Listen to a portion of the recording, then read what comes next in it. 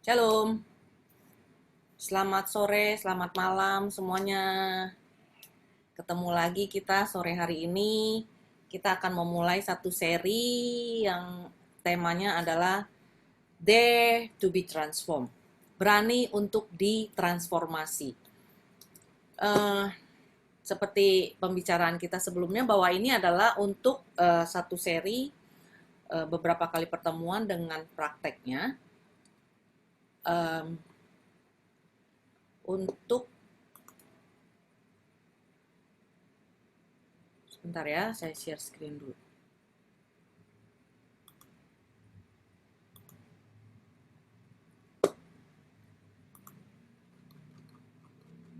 Ya, ya. Sebenarnya bahan ini saya bawakan di dalam waktu 3 hari, tetapi kita akan bagi-bagi dengan beberapa hari, dan ada waktu untuk kita pengendapan. Mengapa saya pilih tema ini? Saya juga, kenapa jalan sendiri?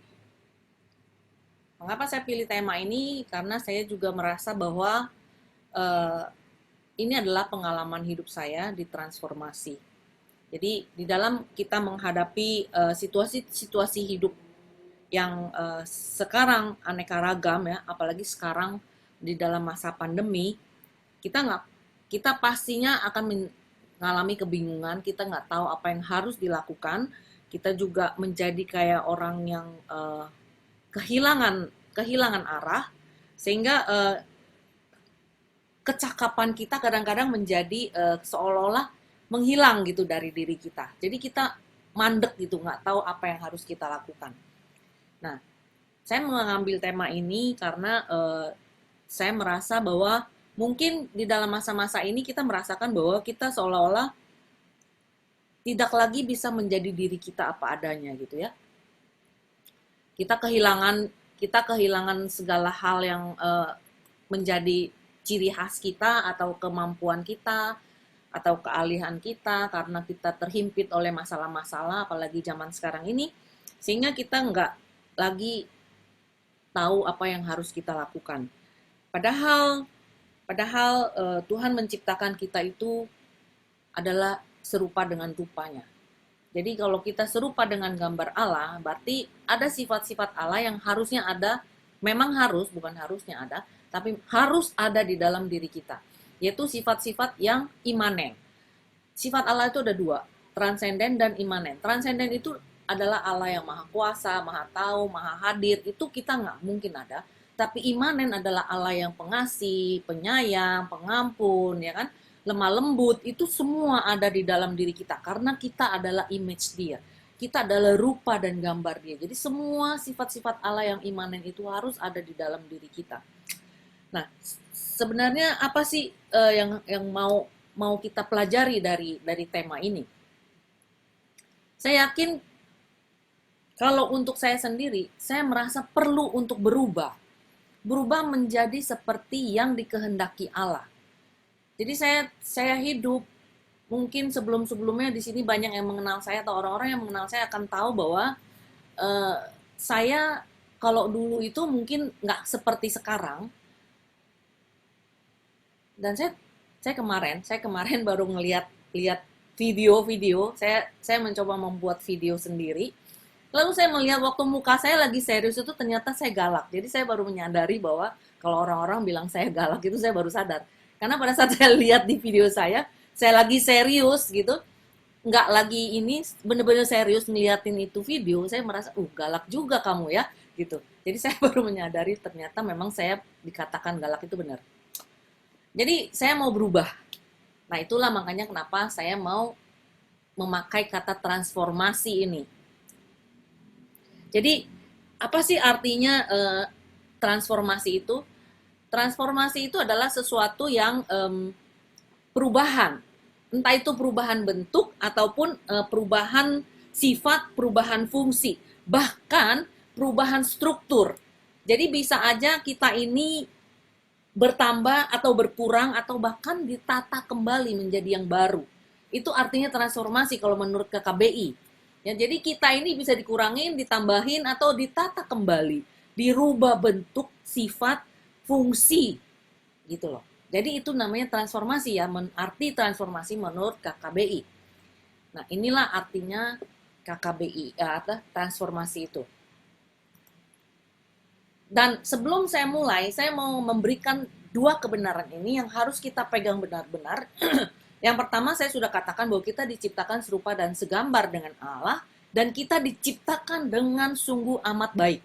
Jadi kalau kita lihat perjanjian kejadian, waktu penciptaan dunia dan manusia, bahwa pada saat hari pertama Tuhan menciptakan, lalu dia katakan ciptaannya baik.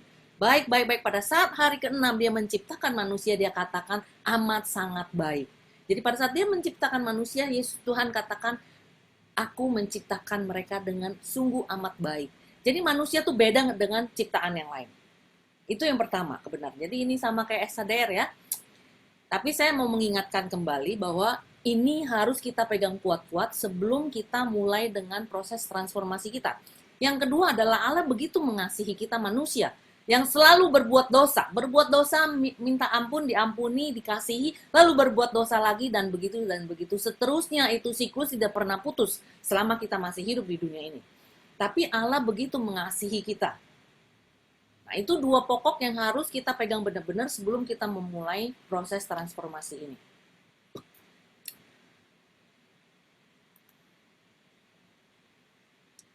Nah, bagaimana apa itu transformasi? Saya tadi udah jelaskan. Bagaimana kita bertransformasi? Saya mau mengajak kita semua untuk menonton satu film pendek tentang transformasi dari seekor kupu-kupu yang kalau kupu-kupu namanya metamorphosis. Jadi kupu-kupu berubah bentuk dari kepompong, dari telur kepompong menjadi kupu-kupu yang indah. Nah, ini adalah proses metamorfosis dari seekor kupu-kupu, tapi saya mau pakai ini sebagai satu proses yang harus kita lalui sebagai proses perubahan. Kita nonton sebentar ya.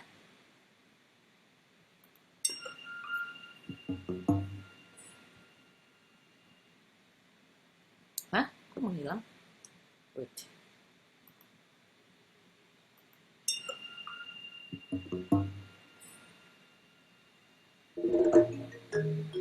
Ini adalah kupu-kupu monark yang kayak begini nih, indah ya.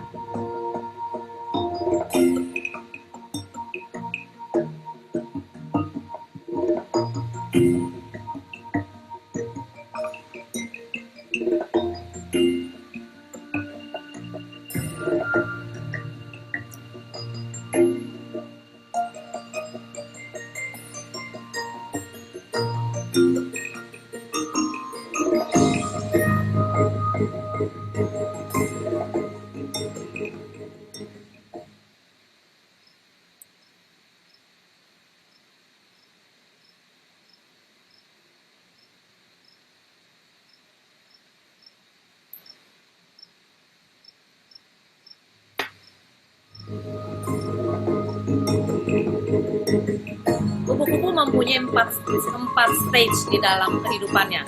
Yang pertama adalah dari telur, lalu menjadi ulat. Yang ketiga adalah menjadi kepompong. Dan keempat, dia baru menjadi seekor kupu-kupu yang cantik. Itu 4 stage, 4 proses yang harus dilalui sebelum dia menjadi kupu-kupu.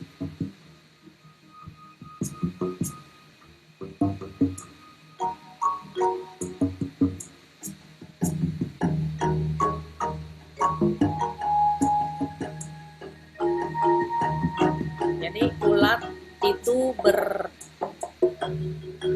berasal dari sebutir telur yang menetas menjadi ulat.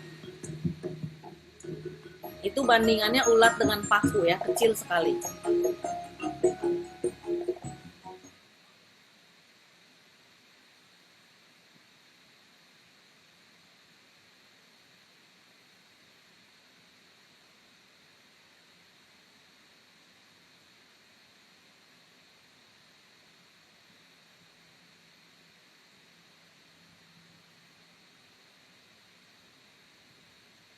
Ulat ini hanya makan daun milkweed itu. Hanya daun itu aja yang dia makan. Daun lain dia nggak makan.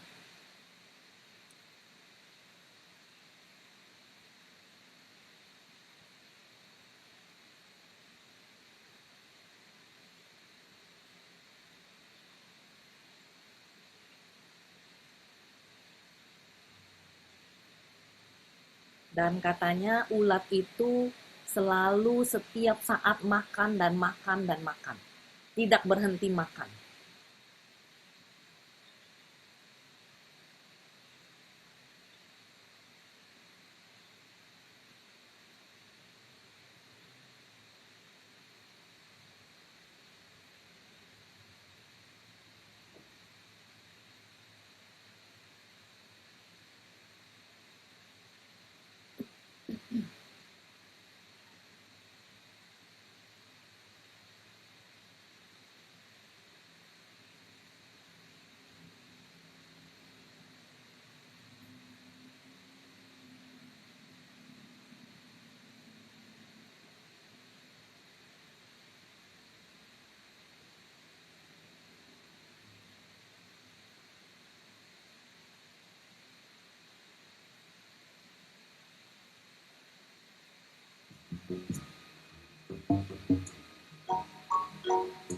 Pada saat ulat itu sudah selesai bertumbuhnya sesuai dengan itu, dia akan berhenti makan. Ulat mulai berhenti makan dan dia mulai membuat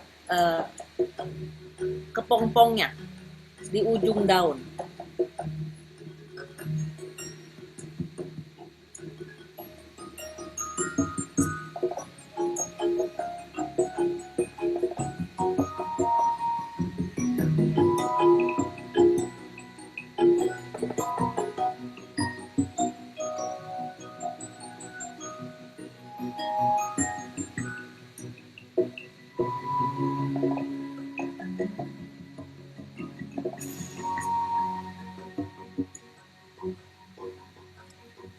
Perhatikan bagaimana ulat ini masuk ke dalam kepompong yang dia buat ya. Perhatikan ini di sini.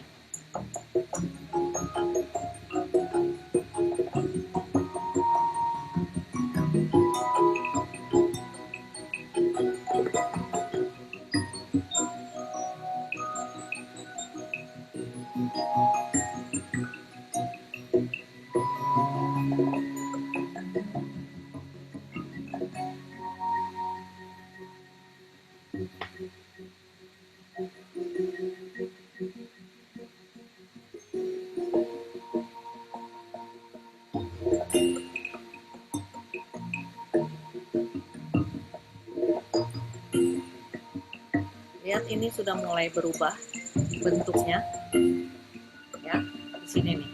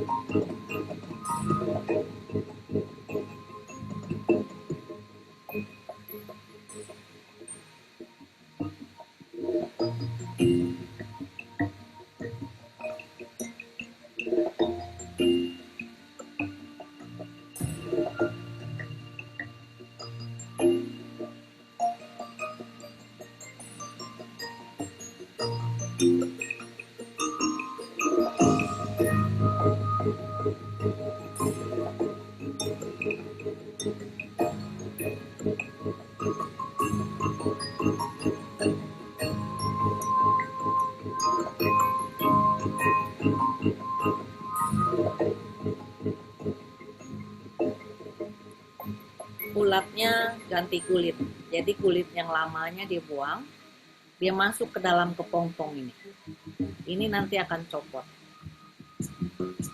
ya, itu copot, lalu badannya yang baru ada di dalam kepompong ini.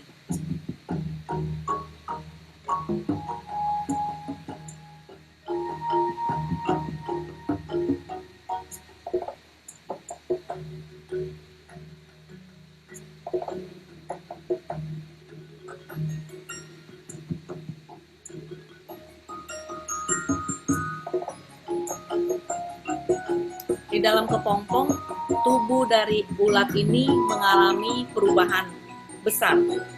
Ya, dia lama di dalam sini. Jadi semua organ-organnya itu dirubah pada saat berubah pada saat kepompong ini sudah cukup dewasa.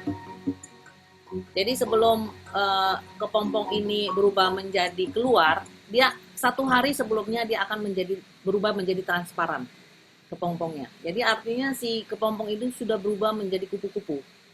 Ini sehari sebelumnya.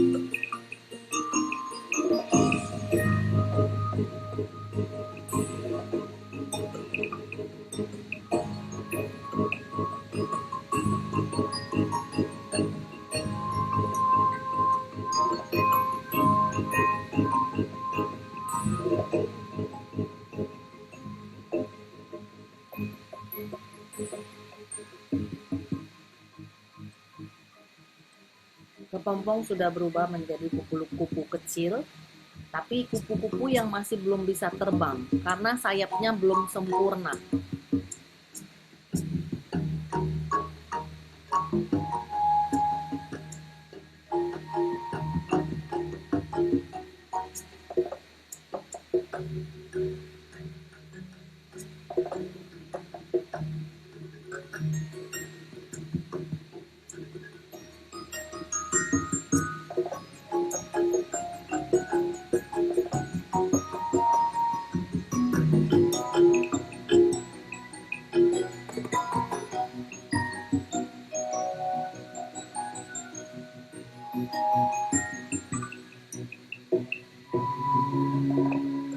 Jadi sayap itu akan berkembang karena toraks daripada kupu-kupu ini akan berkontraksi, mengisi cairan di sayap ini diisi dengan cairan-cairan atau darah atau kehidupan, sehingga sayap ini akan membesar sehingga kupu-kupu ini bisa terbang. Jadi begitu keluar dari kepompong, kupu-kupu nggak langsung terbang, tapi dia harus juga masih berusaha untuk membuat sayapnya ini kuat untuk terbang. Sayap ini harus berkembang dulu sampai sempurna supaya dia bisa terbang.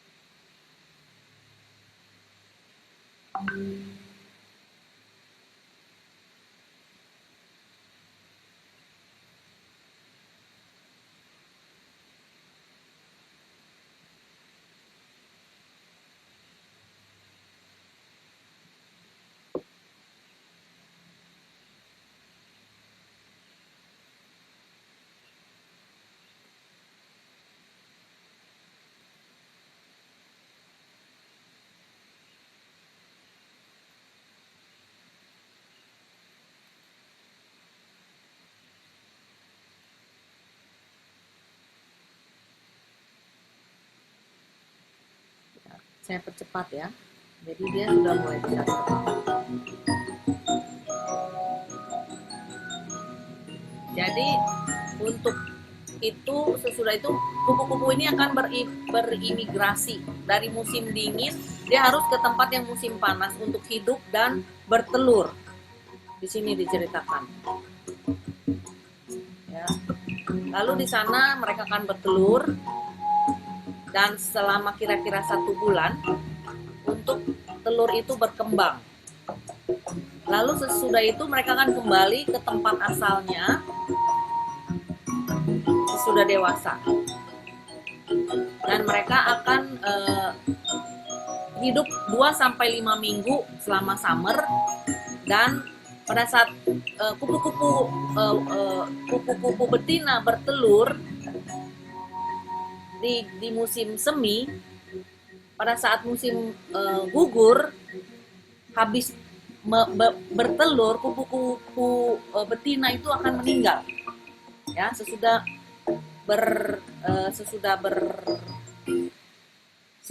bertelur, kupu-kupu betina akan meninggal.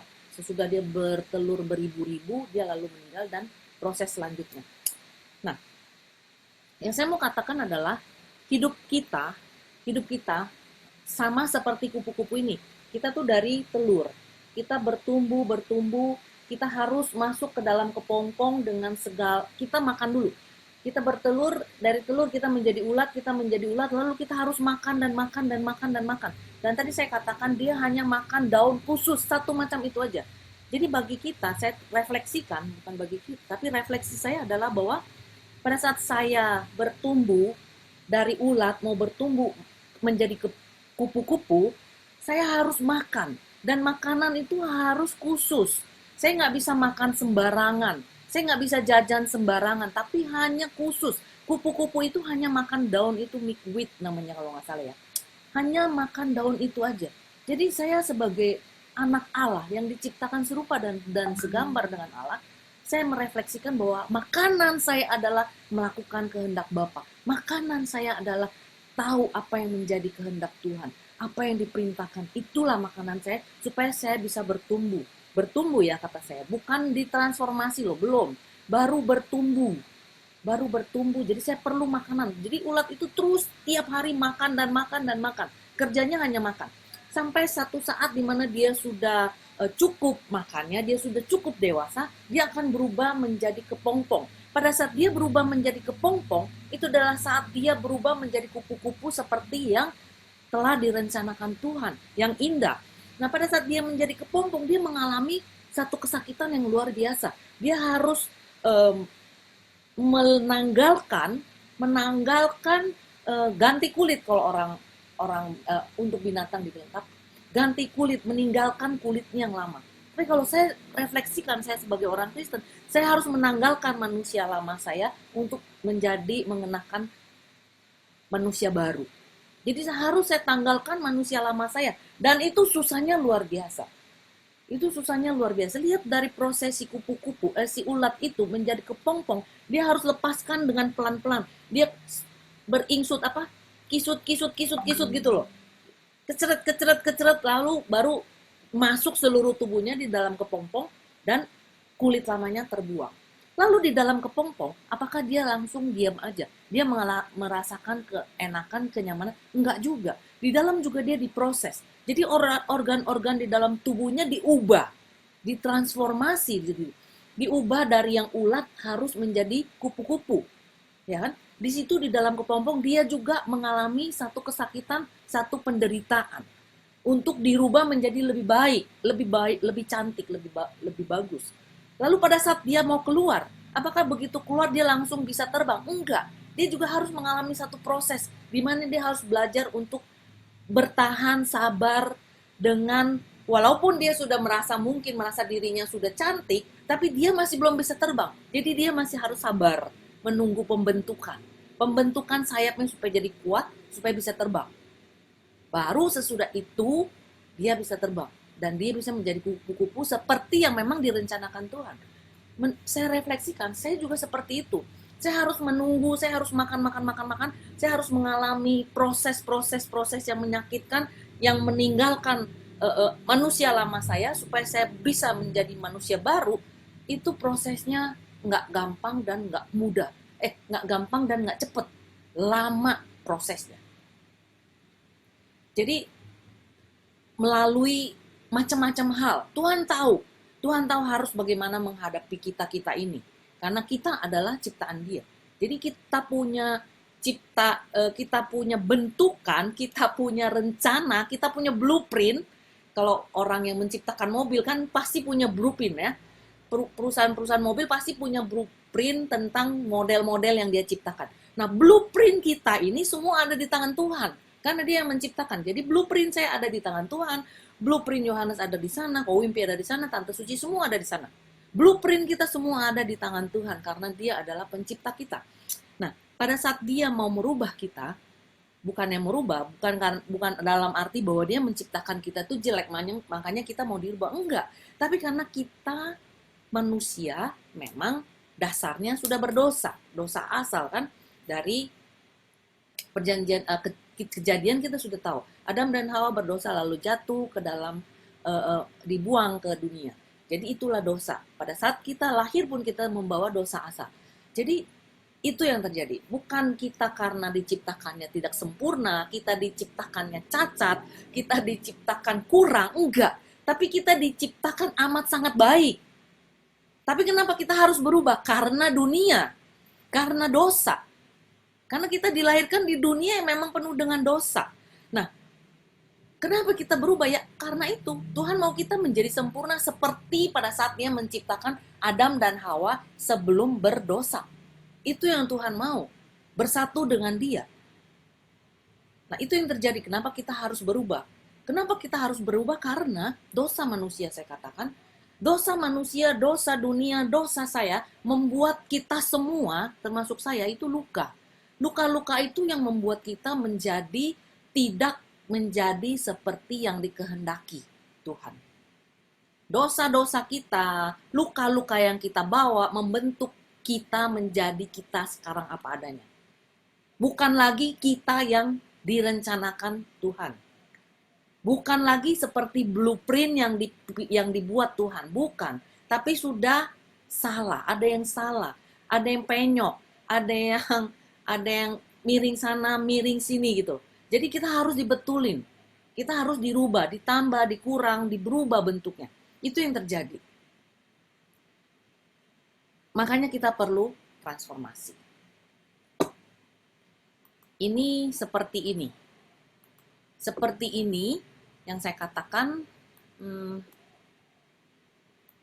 kita ini adalah seperti bejana tanah liat yang, ini ayatnya ya, yang saya pakai ayat ini. Nggak kelihatan.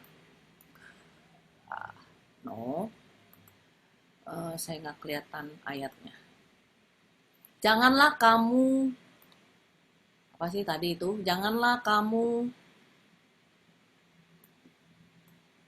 sama dengan dunia ini, tapi berubahlah oleh pembaharuan budimu, sehingga kamu dapat membedakan manakah kehendak Allah, apa yang baik, yang berkenan kepada Allah, dan yang sempurna. Roma 12 ayat 12.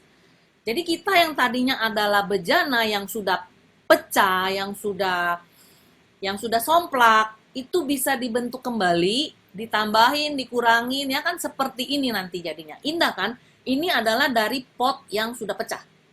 Tetapi karena ada satu seniman, dia bisa nambahin, dia bisa tambel-tambel, dia bisa macam-macam. Akhirnya jadilah ini seperti ini. Jadi indah. Kita juga seperti itu. Ya.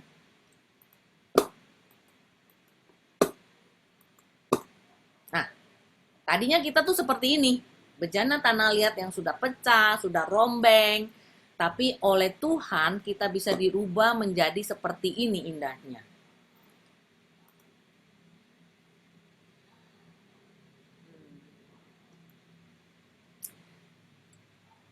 Saya mau menekankan kembali bahwa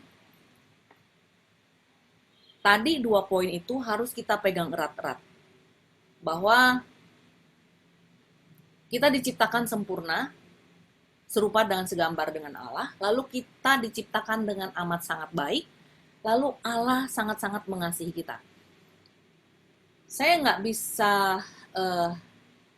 tahu teman-teman atau tante om semua, bagaimana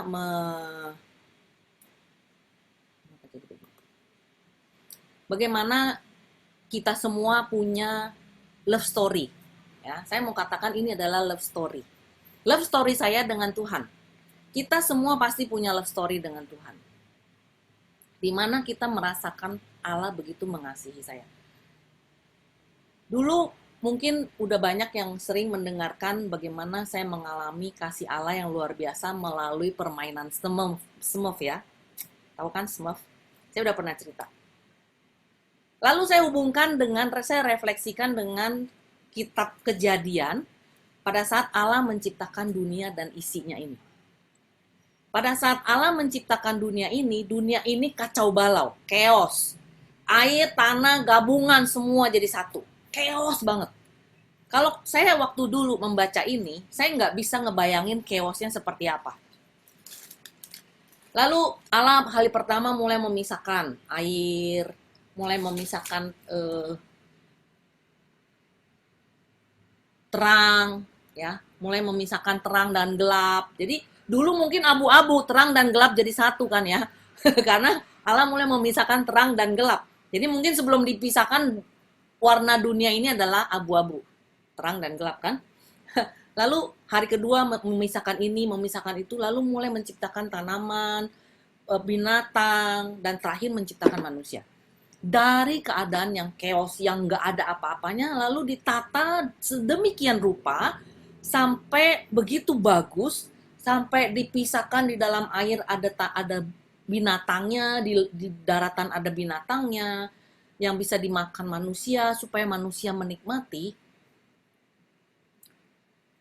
Kalau dulu saya baca itu, ya sudah, itu seperti cerita aja, cerita dongeng.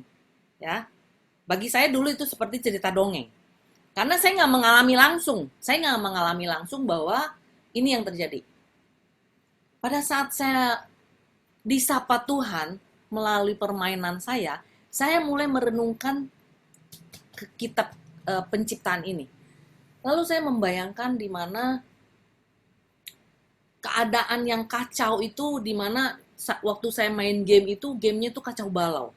Jadi saya mesti susun, saya mesti beli, lalu saya mulai memperhatikan musim salju, saya mesti beli macam-macam untuk buat teduhannya si Smurf yang bekerja buat saya dan sebagainya. Saya memikirkan bagaimana mereka bisa menikmati alam ciptaan saya. Jadi saya menciptakan satu tempat bagi mereka. Supaya yang enak, supaya Smurf saya ini bisa main-main loh. Bisa menikmati. Jadi mereka bisa menikmati apa yang saya ciptakan ini. Saya beliin dia tempat teduhan, saya beliin dia bangku-bangku, di pantai ada tempat tidur yang tempat bangku itu, terus ada tempat sauna, ada air mancur, ada pesawat gitu ya, ada ayunan, segala macam ada, saya beliin. Supaya apa? Supaya mereka bisa menikmati. Karena apa? Karena saya begitu mengasihi mereka. Saya sayang sama mereka, sehingga saya memikirkan apa yang terbaik buat mereka. Lalu saya memikirkan supaya mereka itu bisa menikmati apa yang sudah saya buat nih. Ya. Nah, saya waktu refleksikan, saya mengalami kisah kasih saya ini dengan Allah. Lalu saya baca ini dan saya refleksikan kembali ke sini. Saya merasakan mirip. Jadi saat saya main Smurf, saya ini adalah Tuhan. Saya menciptakan alam ini untuk si Smurf. Bukan karena saya suka begini, tapi saya menciptakan ini supaya Smurf saya bisa menikmati dan merasakan bahwa saya mengasihi dia dan saya peduli sama dia, dan saya mau mereka menikmati ini, dan saya mau mereka itu bisa sungguh-sungguh merasakan kasih saya. Seperti saya waktu merefleksikan itu dan saya baca lagi kitab kisah penciptaan ini, saya bisa membayangkan bahwa kasih Tuhan kepada saya adalah jauh melebihi kasih saya kepada si Smurf ini. Pedulinya Tuhan jauh melebihi peduli saya kepada si Smurf. Bahkan Tuhan ternyata ingin menciptakan semua alam ciptaan yang dia ciptakan indah ini supaya saya nikmati loh. Saya paling suka kalau lihat pemandangan. Saya ingat kalau pergi ke New Zealand sama Ko Wimpi, saya seneng banget. Ini alam ciptaan indah sekali. Supaya apa? Tuhan mau supaya saya nikmati nih. Dia ciptakan dari yang acak-adut menjadi begitu indah supaya kita semua bisa nikmati. Dengan menikmati itu kita bisa merasakan ternyata ini adalah kasih Allah buat saya dan kita semua. Bahwa dia memikirkan segala hal yang detail, sedetail-detailnya untuk kita. Karena kasihnya. Nah, saya menghimbau kita semua cari, saya yakin kita semua yang di sini pasti pernah punya pengalaman love story, ya. Love story kita dengan Tuhan. Kisah kasih kita dengan Tuhan pasti ada. Tuhan punya cara yang unik, yang istimewa untuk berbicara kepada saya. Melalui permainan game dia bisa bicara dengan secara luar biasa seperti itu. Jangan mengharapkan cara yang sama Tuhan pakai untuk yang lain. Tuhan tidak pernah pakai cara yang sama untuk semua orang. Dia sangat kreatif. Nah, saya menghimbau kita semua ini cari our own love story. Cari kisah kasih kita pribadi dengan Tuhan. Jadi apa yang membuat saya merasa sungguh-sungguh dikasihi Tuhan. Pengalaman pribadi ini penting.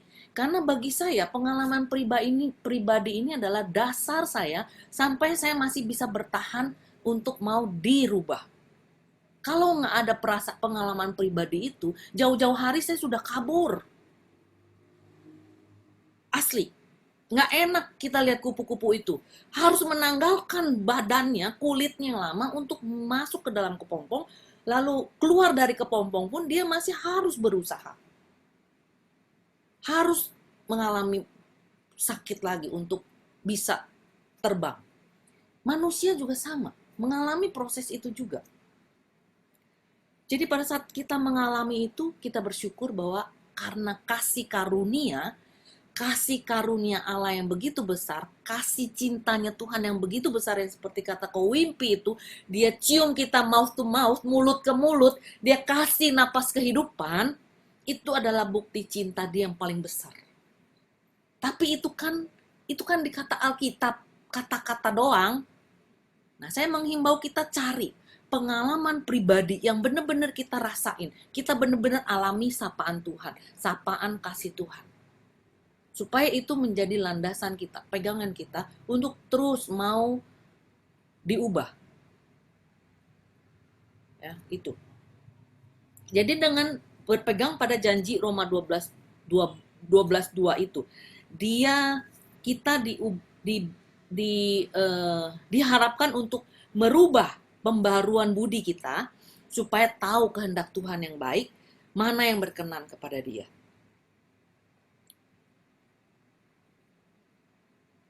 Untuk itu harus ada kerjasama antara saya dan Tuhan kalau mau berubah. Sama seperti kupu-kupu itu juga. Kalau dia nggak bekerja sama, dia waktu jadi ulat dia nggak mau makan terus, dia akan mati. Dia nggak bisa jadi kupu-kupu. Nah, harus ada kerjasama antara kita dengan Tuhan. Kita tahu kita perlu untuk berubah. Kita tahu saya mau berubah. Tapi kalau kita nggak merasa saya perlu berubah, ya kita nggak akan berubah. Saya nggak akan berubah. Kalau saya nggak merasa saya perlu berubah, saya nggak akan berubah. Kalau saya nggak merasa saya mau berubah, saya nggak mau berubah. Pastinya itu. Nah, itulah namanya kerjasama. Ada kesamaan visi dan misi antara saya dengan Tuhan. Kita ketemu di satu frekuensi, baru bisa terjadi perubahan itu. Kalau nggak, wallahualam deh, nggak jadi berubah gitu. Nah, di sini kita perlu waktu, kita perlu tempat, kita perlu space ya, kita perlu tempat, kita perlu waktu, kita perlu rahmat Tuhan. Itu 3 hal yang penting, yang sudah beberapa kali saya singgung, waktu, tempat, space, dan rahmat Tuhan, kasih Tuhan. Kita perlu itu semua supaya kita bisa bertumbuh. Tanpa itu kita nggak bisa bertumbuh. Kalau saya cuma dapat rahmat tapi saya nggak mau waktu, saya mau instan, nggak bakal. Kalau saya cuma ada waktu tapi saya nggak ada rahmat Tuhan, saya juga nggak bisa. Kalau saya ada kasih, saya mau instan, nggak bisa juga. Gitu. Jadi itu semua tiga unsur itu harus menyatu, saling bekerja sama. Tinggal bagaimana kita melihat diri kita. Jadi nanti sesi-sesi selanjutnya adalah kita akan melihat kepada pengalaman bagaimana atau siapakah saya sesungguhnya. Jadi kita harus mengenal diri kita dulu nih. Apakah saya begini udah oke? Apakah saya sudah merasa oke dengan keadaan saya sekarang? Apakah saya sudah puas dengan keadaan saya sekarang? Apakah saya menyadari bahwa saya ini orang berdosa? Apakah saya menyadari bahwa saya ini adalah ciptaan? Kita harus tahu, mengenal diri kita dulu sendiri. Lalu yang kedua adalah, lalu kita mulai melihat. Kalau kita sudah mengenal diri kita, kita akan melihat apa sih yang menghalangi saya untuk menjadi seperti apa yang diinginkan Tuhan. Tuhan menjanjikan aku akan memberikan kepada kamu hidup yang hidup, tapi bukan hanya hidup aja, tapi hidup yang berkelimpahan. Ya. Lalu yang ketiga, banyak-banyak PLB yang saya alamin di sini sudah selesai sudah. Saya merasa sembuh pada saat retret. Tapi sesudah itu di rumah saya nggak bisa lagi ngapa-ngapain. Nah, saya di sini akan memberikan beberapa hal di mana ini bisa dilakukan. Ini bukan saya pintar, bukan, tapi saya mengalami sendiri. Ini adalah pengalaman pribadi saya yang saya akan share. Ya, jadi beberapa hal di mana kita bisa lakukan sehari-hari di rumah untuk penyembuhan luka sendiri. Jadi tiap orang pasti terluka setiap hari. Sadar atau enggak pasti dia terluka. Karena dosa dan dunia ini yang memang penuh dengan dosa. Lalu kita harus tiap saat menyembuhkan diri sendiri. Ya, itu. Lalu yang keempat adalah keberanian diri kita untuk melihat diri kita sendiri. Kadang-kadang orang nggak berani melihat siapa diri dia. Karena kalau pada saat dia benar-benar buka mata hati dan melihat dirinya, dia akan menyadari ternyata saya orangnya seperti itu. Tadi yang saya pertama kali sharing. Pada saat kemarin saya melihat video saya baru menyadari, oh ternyata memang saya kalau lagi serius, galak, dan jutek. Ya. Nah, ada keberanian untuk melihat itu. Melihat diri apa adanya. Keberanian untuk mengakui bahwa memang saya adalah begini dan saya memang perlu berubah. Kalau kita nggak punya keberanian untuk melihat diri kita apa adanya, saya yakin kita nggak bisa berubah. Justru saya melihat siapa diri saya yang dulu, orang yang luar biasa. Kata orang sombongnya luar biasa, ngeyelnya luar biasa, kerasnya luar biasa, kasarnya luar biasa. Saya melihat itu dan saya melihat ini jelek banget. Dan saya mau berubah. Dan ada keberanian untuk melihat sisi-sisi jelek dari saya. Di situ kita bisa mendapatkan rahmat untuk penyembuhan. Nah, saya mau menutup ini dengan satu cerita, satu short film lagi sebagai motivasi kita untuk mengambil keputusan apakah kita mau stuck aja di sini atau kita mau lanjut. Ya, mudah-mudahan ini nggak terlalu lama.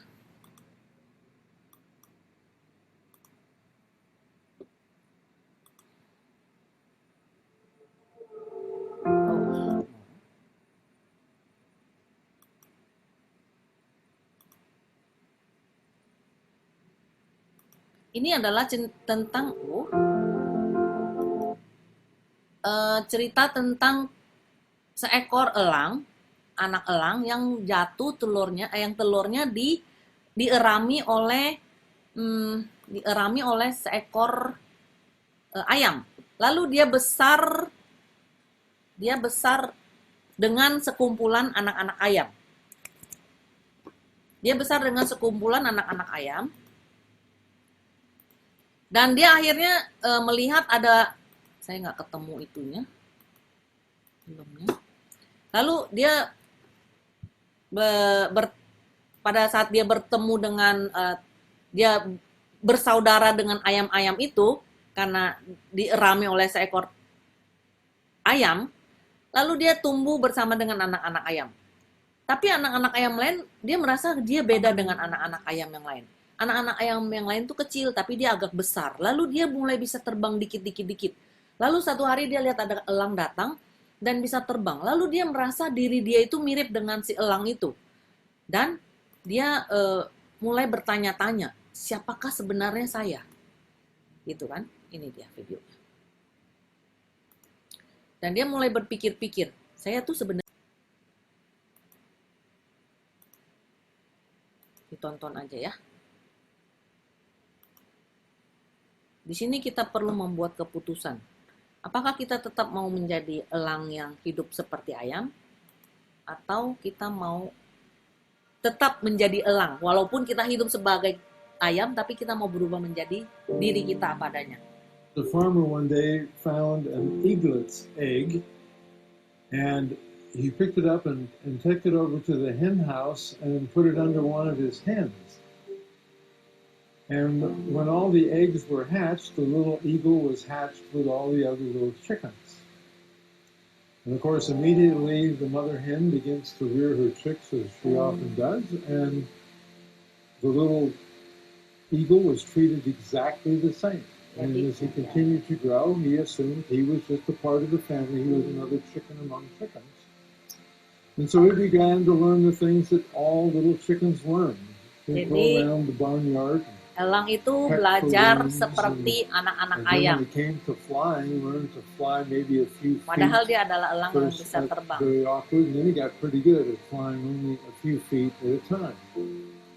Dan dia mulai belajar terbang.